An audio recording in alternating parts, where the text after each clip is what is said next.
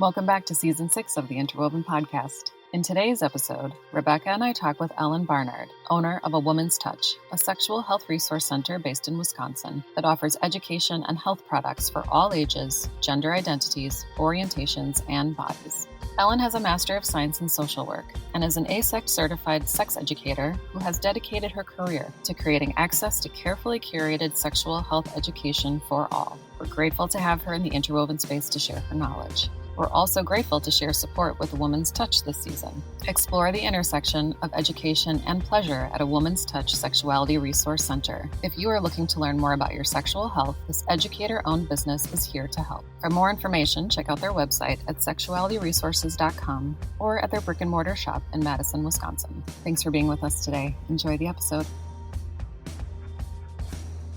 Let's get started. Hi, Ellen. Hi. Thanks for being here with us today. My pleasure. Can we get started by having you share your journey into this work and this purpose? I grew up in a family of intellectuals and readers, and so there was books everywhere. And it is really true that at my grandparents' house there were, Anais Nin and Henry Miller and all the other kind of classic texts. But in my house, there was all kinds of interesting things, and I had a divorced mom, and she was very politically progressive. And so the coffee table often had really interesting books on it. And so I was always looking for something new to read. And one day, this gigantic book showed up, and it was called The Whole Earth Catalog. And it was a collection of excerpts from all of the sort of leftist, progressive, independently produced books that had come out the previous year. And I opened it up, and the page I opened it up to was most notable because it had a naked woman on it. So, naked woman, that's fascinating. Okay, got to read that one. And I started reading it. It was an excerpt from the very first Our Bodies, Ourselves. And the excerpt was all about masturbation. And it went into detail about why it was good for you and how to do it. And of course, I read everything. It was fascinating. And I followed the directions on how to do it and had my very first orgasm. And I am most appreciative of it because it really did start my sexuality journey with my pleasure in my own hands. I didn't think of my pleasure as being somebody else's responsibility. I understood it from that excerpt and from really everything that was in the culture that I was in, that it was my right to be sexual and it was my right to have pleasure. And I want to point out that this was 1972, so long time ago. And I became a peer educator in high school, and I was always the one talking about sex wherever I was working in particular. And I became a social worker. I was working with people with disabilities and older folks, and I was always asking the question, so what about sex and relationships for these folks? Do they get privacy? Are they able to be sexual? Do they need any information? Do they need any support? And so I did that all the way up until I was ready to stop being a social worker. I was burned out and decided, after reading an article in Ms. Magazine about the very new feminist sex shops that were opening up, a couple on the East Coast, a couple on the West Coast, I decided that the Midwest needed its first feminist sex shop, and I was going to open it. I didn't know anything about starting a business, none of that. But I decided it was going to be a place where everybody, women and in particular women, but women and their partners, could go to a shop where they didn't feel shame, where they felt like they could explore and learn and explore pleasure on their own terms, whatever that was, rather than walking into what was then the traditional shop. This is 1996, traditional shop that had porn posters on the wall and DVDs and magazines is the first thing you see, and then boxes depicting all kinds of sex acts for the toys that they were carrying and all that. So that's sex, and sex as other people defined it. And so I decided to offer something very different and ventured into this with a friend of mine who was a doctor. And we opened up a very different kind of sex shop. And it is still a very different kind of sex shop almost 28 years later. That's amazing. And was your first location in Madison? Was that always the first location, right? The mothership started here in 1996. We briefly ventured into a location in Milwaukee. We were there for 5 years, but it was too hard to manage 2 locations. Yeah. And so even though the store was doing okay, I wasn't. And I couldn't figure out how to hire a manager that really was working as well as we wanted them to with all of the aspects. A friend of mine said to me one day when we were talking about opening a second store, he said, be warned, the store is you and it's about you and it's what you bring to it. So my attempt to try to bring that to Milwaukee meant a lot of traveling and a lot of stress and a lot of work that didn't sustain me enough physically and emotionally to be continued. So that's why the Milwaukee store closed. Not because it wasn't doing well, but because I wasn't doing well trying to Yeah. run two shops. Absolutely. I want to say, though, Teresa and I were just talking about this before we got on the call with you, that I couldn't remember how many years there was a Milwaukee location. But even in other women we have talked to about having this conversation with you, the impact of that store being here for 5 years is great. To this day, so I started practicing acupuncture in 2006. And your brochures are things that I would send to patients or send to your website. I remember like the Still Juicy pamphlet and brochure for women in the menopause transition. And that was, years ago. So I still think about what an amazing resource both the in-person shop and store are and your website are. And so thank you for offering that space, because we were talking about how it must have been so interesting. So we're curious kind of what it was like to open a store and resource center like that when people are used to a different kind of sex shop. Mm-hmm. We were lucky in Madison in two ways. One is word got out really quickly that there was this different shop that was run by a doctor and a social worker, and the healthcare community in particular heard about it and immediately started sending people in, because the doctors and nurse practitioners had no education in human sexuality, and they knew it, and they didn't really know what to tell people or how to find solutions for them. And so they sent them into us. And so that was an immediate impact on this community here. And then we also were really lucky because I did a couple of free workshops. So I got to put them in the local independent newspaper. And one of the reporters there saw the listings of the workshops and said, "Hey, I want to write a story about your store." And so within the first 6 months, we got some really great publicity pointing out the differences between us and the traditional shops, and why we were here and what we were doing and what experience we wanted this to be for people. So it really, that had a huge impact. And that led to pretty fast success here. Now, in Milwaukee, it was tougher. And that was also part of it. Is it's a bigger community. The dynamics are different. The healthcare community knew about us, but it's so disparate. And you have the problem of Milwaukee folks are spread out quite a bit, and the suburban folks don't like to come downtown, and the people in the city don't necessarily go to the burbs very often. And so we had this issue of people saying, we had a lot of customers through healthcare providers, because we do a lot of outreach to healthcare providers. We send lubricant samples for free and educational brochures like the one you talked about to healthcare providers to give to their patients. But it turned out that most of the providers we were connected to were in the suburbs. And so those folks in Waukesha and Oconomowoc and other places said, "Oh, I never go into the city. It's not safe. I don't like it." And so the population we were hoping would come in and start shopping were reluctant to do so. So it took a lot longer, and it was a lot harder work to get known in the areas where people would come and find us. And they did. It just took a lot longer, and it was a lot more work and a lot more stress.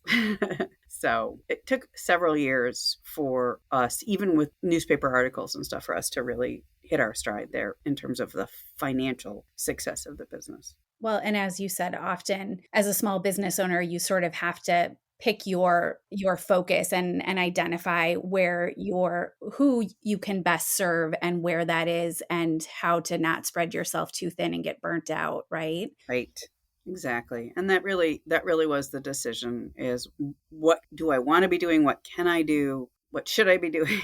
And all of that really meant that it wasn't feasible to keep two stores open and have the stores be what they needed to be. I still hear from people that they miss the store, and I'm sad about that. But also a lot of people will drive to Madison or do drive to Madison, and so we see them then. Well, I wanted to touch on the point that when you started this business, it was also at a time where the internet was not the thing that it is today. Right. Right. And you have built, at this point, such a valuable resource for people in your website. Thank you. People that don't have access to the store in Madison, there's information for sex education that varies from relationships to self-pleasure to intercourse positions to avoid back pain. Mm-hmm. products and so much more in the sexuality resource store. I just to let people know, like, you need to go check this out if you have any questions, or like a good starting point for guided education, like sexual health and science, which you break down further into categories like anatomy and function and libido, sexuality and aging, sexuality and cancer. And then the brochures that professionals like Rebecca can tap into and share with their patients. Yep. Yeah. And that's exactly what I was going to say, is that we have this website.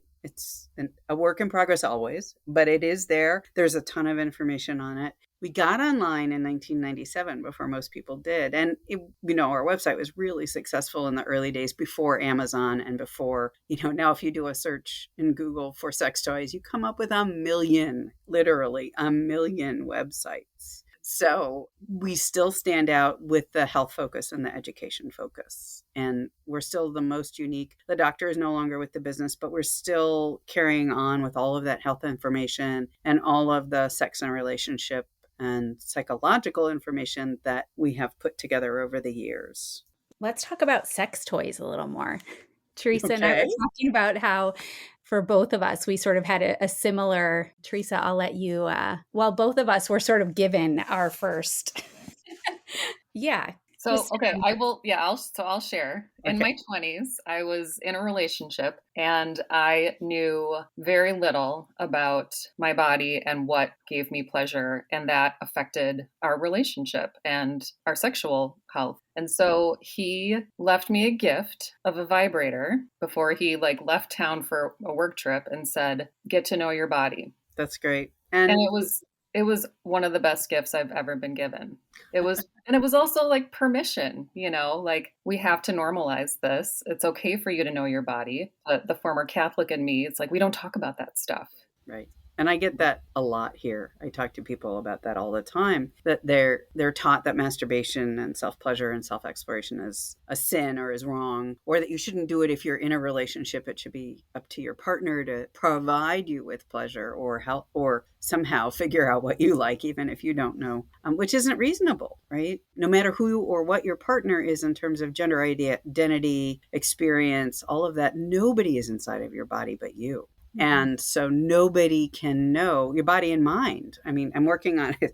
Funny, like, part of what's going on for me right now, and the reason I feel a little bit harried, is I'm putting together, or I'm adding to a presentation that I'm going to do next week for a sex therapy institute on sex and neurodivergence, and how being neurodivergent impacts people's sex and relationships. And one of the things that I realized at 4:00 this morning when I was thinking about it, which is how I go, a lot of us are like that. We wake up and do our best work at 4 a.m, was that it's still all about, you have to know yourself. You have to know your own brain and what works for it. You have to know your body. And it is a mind-body relationship. And you have to explore all of that in order for you to share that with someone so that they can be a part of the experience of exchanging energy and touch and pleasure, so that it's satisfying for both of you. And if you don't know that, how are they going to know that? Except for hit or miss, right? You might have a partner who pays a lot of attention and is really astute, but that's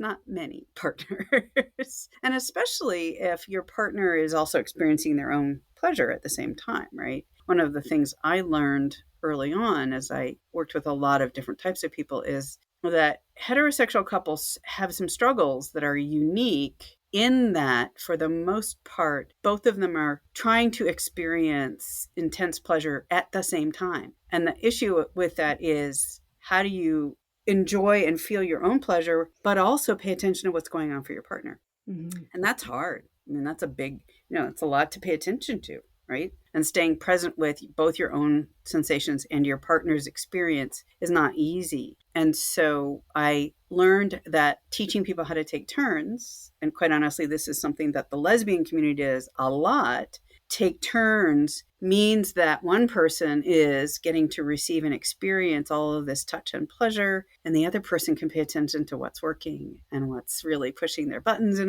the right ways, and can say, "Ooh, I just noticed that you really like this, so I'm going to do it more," and not be distracted by what's going on in their bodies and minds for their own pleasure. And I think that that's something that I have brought to teaching people, no matter who they're with, is I often suggest back away from things like intercourse for a while and do each other, so that you can pay attention to what the person that you're with enjoys in terms of kind of touch, places for touch, intensity of touch, speed, what kinds of stuff makes their minds go poof in terms of words or positions or whatever, fantasy play, so that you can bring that into your play and then see what it's like to be mutual and bring that all, yeah, right? And then that's that incredible experience. Because that's where the mindfulness comes from that keeps you present.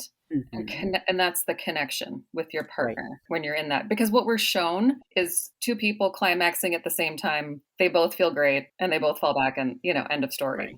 That is right. That's the classic romance novel, movie, scene, whatever. Right. Yeah. And that each, well, usually if it's heterosexual, that the man knows exactly what the woman wants. Mhm. And it's fantastic from the minute it starts. When that's just not true. New partners take time.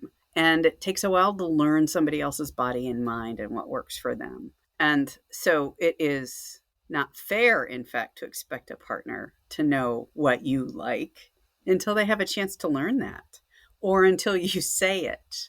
One of the other things that I have learned over the years is that people in the kink community are really good at communicating all of the things, both the things that they don't like and don't want, and the things that they enjoy and do want.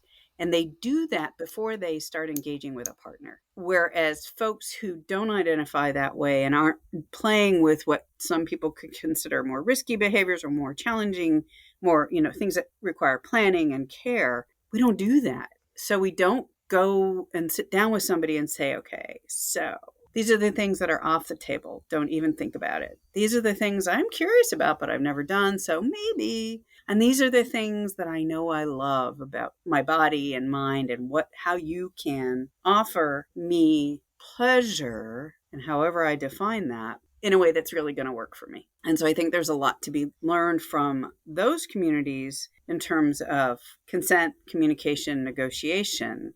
And I have seen that. I have gone to workshops around that and watched how well it works for people and the successes that they get from those early conversations before they're ever touching. Whereas what we usually, what we kind of grow up with in this culture is we meet somebody, there's a spark, we're really attracted, we start touching, we get carried away in the moment, and we let it happen. And we don't even really learn very well how to negotiate around safer sex. Mm-hmm. And what kinds of things, like what you love, what you don't love, like the no-go places, right? That informed and deep and enthusiastic consent requires that you know yourself and that you can say, yes, this is fine. Yes, this is fine. Yes, this is fine. No, actually, this isn't working for me, right? But that's not something that's easy for people at all. And we're not taught the skills for it, even though we ask people to do that. I feel like I'm like like my mind is just, that all makes such perfect sense. And it's frustrating that we aren't taught that, because there's so much pressure in the other way of looking at it, right? It's like there has to be, like you said, this spark, and it's like everything just is in sync, right? It's what the movies show, but that's not reality. And we change, our partners change. And somehow I think it seems like there's this idea that talking about it makes it not so sexy, but really we've kind of mentioned a couple of times, like that permission to go deeper with your partner or whoever you're engaging with, to get to know yourself better. But also, it actually seems like it is way more sexy, that it has so much more potential to be so much more fulfilling. Yeah. And part of this is because our culture has so much shame around sex, right? So it's not sexy to talk about because it tends to bring up a lot of shame and embarrassment and discomfort. And because we don't grow up being taught how to talk about it, right? I often think about the fact that we put people through driver's ed, but we don't really put people through a functional sex education for the most part. And yet it is just as important. And it is just as important to learn how to say yes and no and navigate the complexities of bodies and minds and safety and permissions and pleasure as it is to learn how to drive a car successfully or anything else that we learn how to do. And unfortunately, our culture that's mostly built on shame, you brought up, your Catholic upbringing, and that's some version of that is what many people in this country grow up with. And then, we now have a lot of schools that really can't even teach sex education of any kind or help people explore themselves, their identities, or their bodies. So you're left to, either learn from friends, the internet, porn, movies, books, right? Romances. Romances are not a great way. And so that's it. That's what you have, right? There's nothing else. And that's hard. That's really hard. And so figuring out how to learn and how to strip away the cultural messages that you internalized and then start creating your own version of what is sexuality for you from the inside is the sexiest thing you can do. And I've certainly learned that over the years.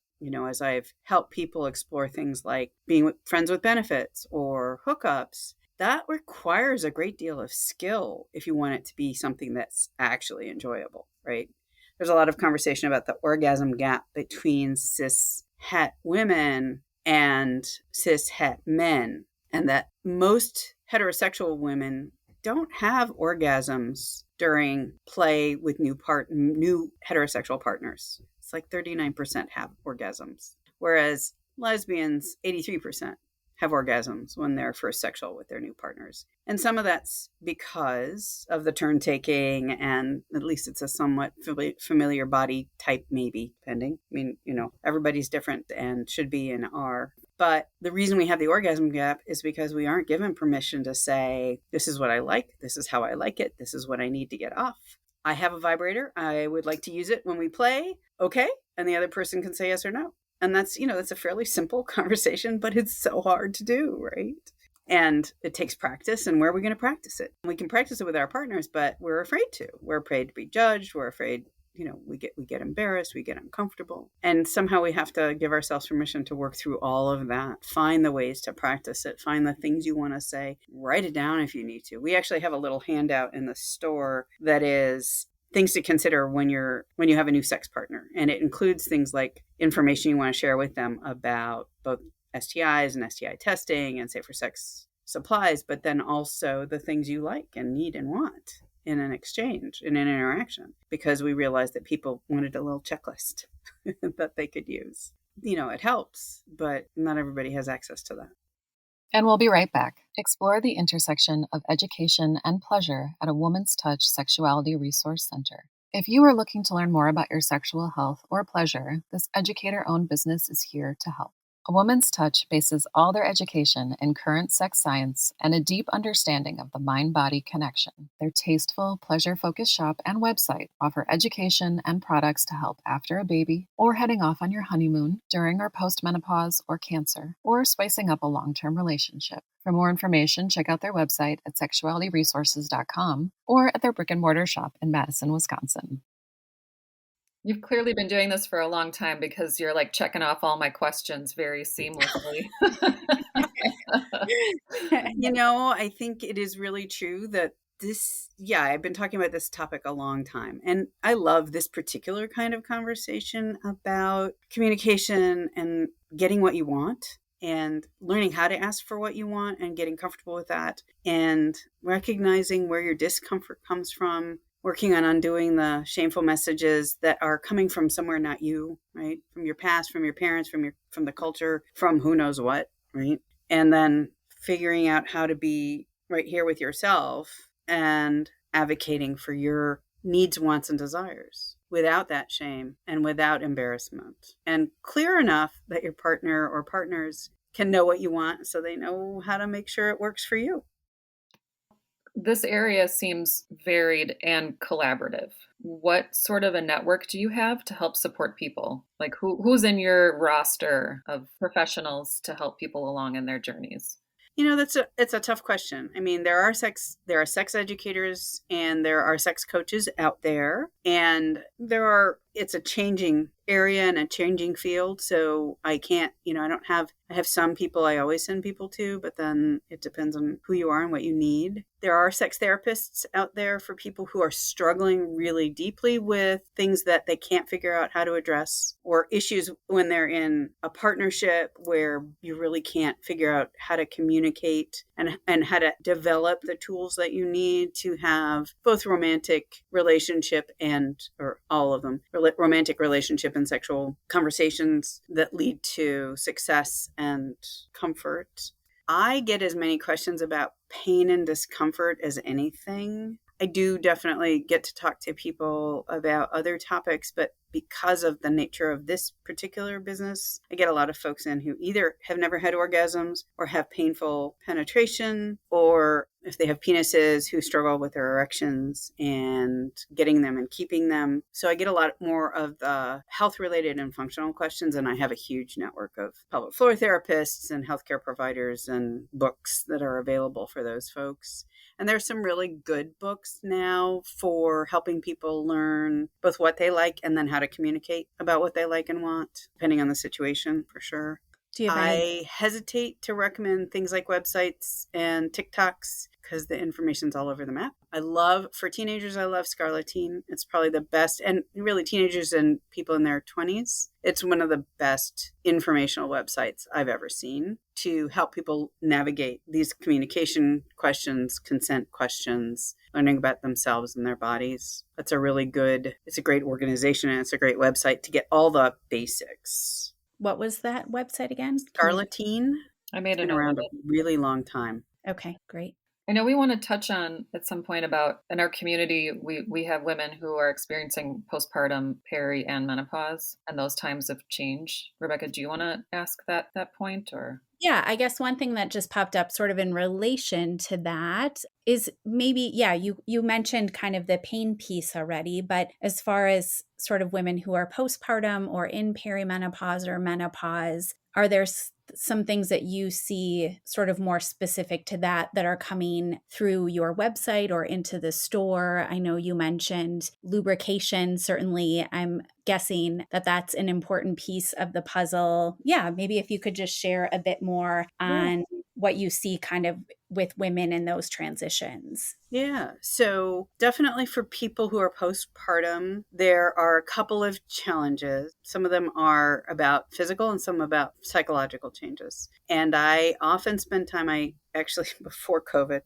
you changed everybody's lives so much. I used to go to these pregnancy groups, so pre-birth groups, as well as these postpartum groups, folks who had little babies, really new babies, and talk about pregnancy, postpartum, and sexuality, and talk about the fact that your brain changes, first of all, and to really give people permission to understand that the brain changes and that you shouldn't expect yourself to be sexual in the way you used to be. Your brain, quite honestly, needs to pay attention to the baby for quite a while at first, and that's fine. That's what you're supposed to do. I mean, evolutionarily, you're not supposed to get pregnant right away. So you're supposed to attend to this completely helpless being. And so sexual desire really kind of goes to the side at that point in time. And that's normal. And it comes back as you are able to let down your subconscious guard, right? It's not even your conscious mind. It's your unconscious mind that's always listening for the baby. And some people aren't affected by that, but most people are. I had some friends who had a new baby, and they were just such sexual people that it didn't matter. They just started being sexual after 12 weeks, no matter what, because they really needed that, wanted that, and that was important to them. But that's not common. And I like to give people permission to say, it'll take the time it takes. It'll take the time I need and baby needs for me to trust that I know what those sounds mean and what's going on and what the rhythms are, and actually to develop rhythms of sleep and wake and feeding and changing so that you can actually have spaces that you can rely on mostly, where you can actually let down and be present with your body and your partner and not just listen for the baby. So that's the first thing I always talk about. And then the other thing I talk about is if you're breastfeeding, you will have very significant changes in your arousal and in your self-lubrication process, because breastfeeding suppresses some of the hormones that facilitate lubrication and vaginal lubrication in particular, but also that facilitate blood flow to your genitals in a way that allows you to feel arousal quickly and understand that your body is ready for sex. And so adding a really good lubricant to the mix makes a huge difference in comfort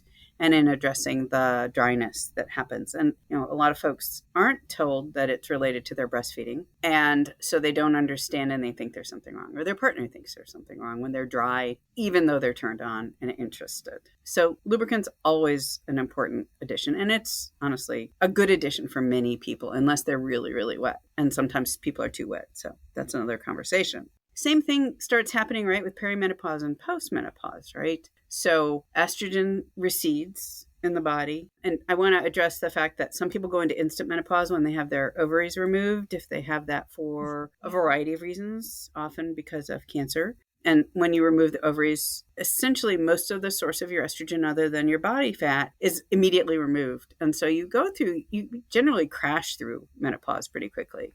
We like to call it instant menopause here. What estrogen does for us is estrogen facilitates blood flow. So it facilitates blood flow all over our bodies. It's one of the reasons why strength training is so important after menopause, because our muscles aren't getting as much blood flow. And so they lose their strength, their tissues literally change. It's also true that you don't produce your own lubrication as easily. And what vaginal lubrication is just blood flow to the vaginal walls that squeezes fluid through these teeny, teeny gaps. And that's what creates vaginal lubrication. So when you don't get fast blood flow when you're getting aroused, you don't get lubrication. It also means that the vaginal skin starts thinning because it doesn't turn over. So our skin's supposed to slough off and we grow new skin cells and they're thicker and more happy and they protect us more effectively. And when we go through menopause, that stops happening, and particularly on the vulva and the vagina, so that you get dead skin cells building up that can start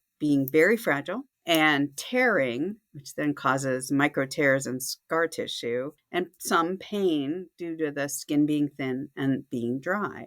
The other thing that often happens is you're not getting blood flow to the pelvic floor muscles that surround the vagina and hold up your uterus and close your urethra so you don't leak urine. And because you don't get fast blood flow to those muscles, when you exercise your muscles and contract them during any kinds of activities like running, weight training, yoga, those muscles can get tight and not relax again because they don't get enough blood flow to let them relax. Muscles need blood flow to relax and to have their full range of motion. And so a common source of pain for women after menopause or during menopause transition is one or more of their pelvic floor muscles getting tight and not relaxing. And then their partner hits that muscle during penetration, or they hit that muscle during some kind of play, and it hurts. And when you start having pain, your body tightens up and defends, and it's going to hurt more, and the muscles get tighter, and you end up in this cycle where everything gets difficult. That's when I send people to pelvic floor physical therapy, because pelvic floor physical therapists are there, physical or occupational therapists really are there to help work with your pelvic floor and get it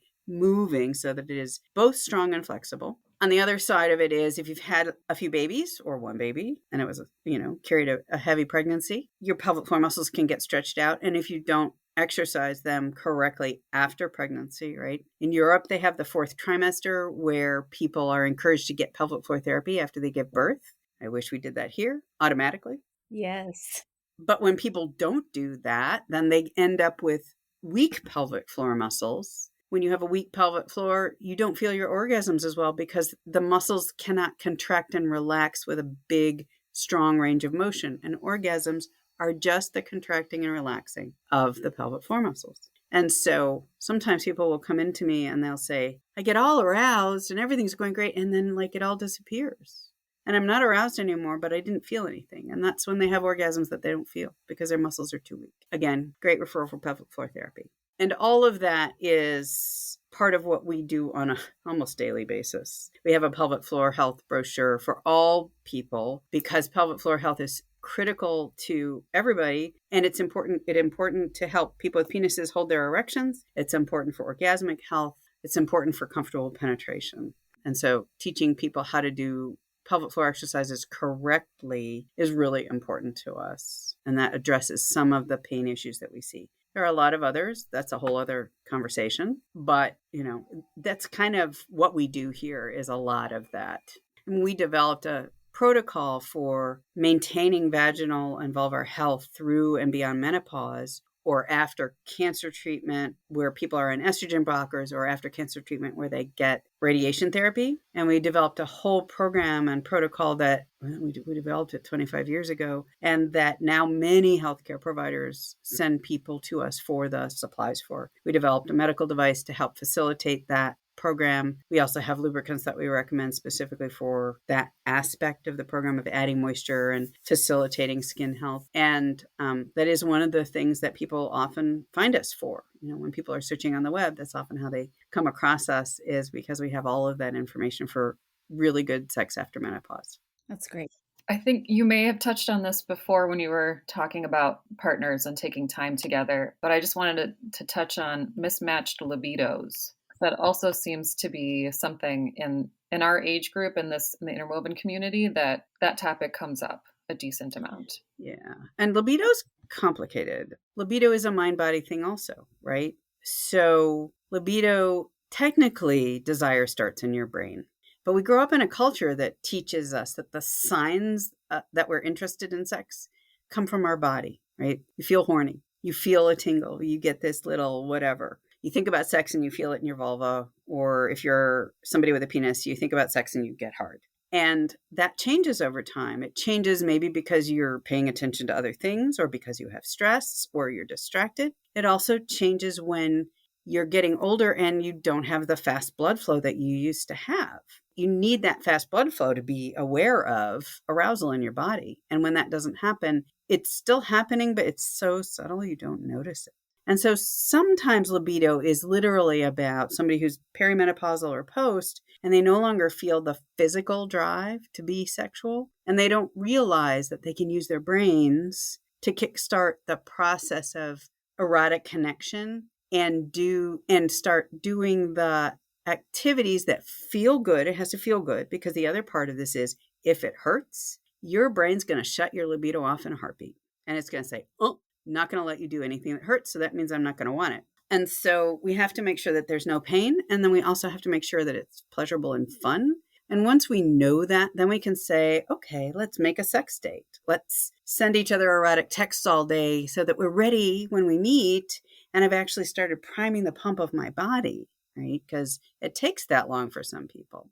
It also means using tools like lubricants and vibrators, and communicating with your partner about what's changed and what you need. It's also true that everybody's different in how much they want sex. So some of us have high libidos our whole lives, and it's a priority. Some of us have really low libidos, but when we're falling in love, or when we're really, in sync with our partner and things are really moving, then we start feeling more interested and desiring. But oftentimes people are not necessarily paired with people who have a similar libido and similar levels of desire in the first place. And then when life happens and bodies change and things hurt and things, we have stress and distractions, it exacerbates the issue. The reason many people go to see sex therapists is because there is a discrepancy in desire between the two people, and they need to figure out how to manage that. And for many people, it is a doable thing to figure out how to manage it, but it takes communication. It takes self-knowledge. It takes the willingness not to just say sex should be spontaneous, but I can plan for sex. I can make sex happen, and I can make it be great. I can use the tools that make it more fun. I can use fantasies. I can read books. We can do all kinds of things to get the brain part of us in the game, and then the tools to bring our body online and enjoying it in ways that are deeply pleasurable. But again, right, we don't get taught that we can be deliberate about sex. It's supposed to be spontaneous and magical when it happens. And it should spontaneously happen often. And life gets less and less spontaneous as we get older and have jobs and kids and things that take our brains away. It's true. And then there's a stigma on the scheduling sex, that there's something that's undesirable and unsexy about that. It's not sexy, right? Yeah. It's not sexy, but actually it's really sexy. Are you kidding? Yeah, the brain activates then, and you are thinking about it. And And flirting, sexting, buying something that makes you feel sexy, whether it's real, whether it's lingerie or something else, and teasing your partner with that idea. Just wait until we guess what I have planned. I bet you can't guess. There's so many ways to be flirtatious and inviting that gets the head going, and it's much sexier then. It's so much more fun when you're actually like being erotically engaged through the week or through the day. And it's a little naughty, which is really fun, right? If you can get past the fact that you're not supposed to be naughty. I have enjoyed this. I've appreciated this conversation so much. Rebecca, do you have anything to cover before we jump to the thread question? No, I feel like I could just sit and listen for hours. It has been such a great conversation, and I'm so grateful that we were able to connect with you, and look forward to continuing to delve into the information on your website. And thank you so much for being here. Well, thank you. I love this, obviously. You can tell. It's my favorite place to be. All right, so your thread question. Yes. Can you describe a time when you felt totally alive?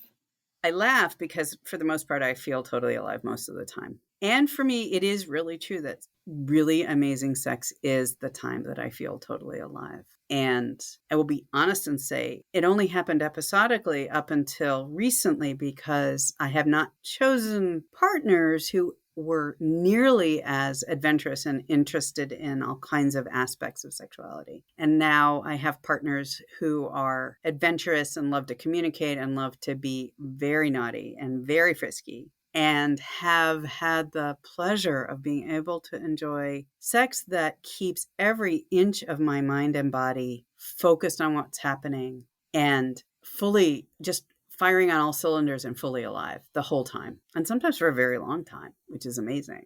So I am absolutely a proponent of talking about what you like and want, being okay about planning it, being okay about asking for whatever tools you need to make it happen and make it be amazing, using fantasy, not necessarily living out fantasies, some fantasies, yes, but not all, but really bring that to the game and just give yourself permission to be 100% embodied. And when I am there, and it is one of the 2 times in my life, when I do yoga is the other time I'm completely embodied. But for me, it's really, sex is the way it turns my head off. It makes me feel fully in my body and fully alive in my body in a way that nothing else ever does.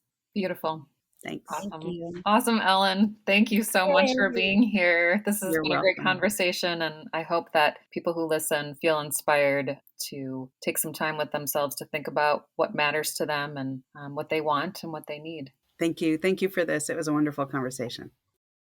Thanks for joining us today in the Interwoven space. We invite you to give us a star review and to hit subscribe for a new empowering conversation each week. Visit our website for more of our resources, health guides, podcast episodes, and more at www.interwoven.com. That's INTERWOVXN.com. With this project, we are creating space for women to share their stories. It is not meant to diagnose or treat a medical condition. Always seek the advice of your physician or other qualified healthcare providers with any questions you may have regarding your health and well-being. Special thanks to Gina Barrington for providing the interwoven music. Until next time.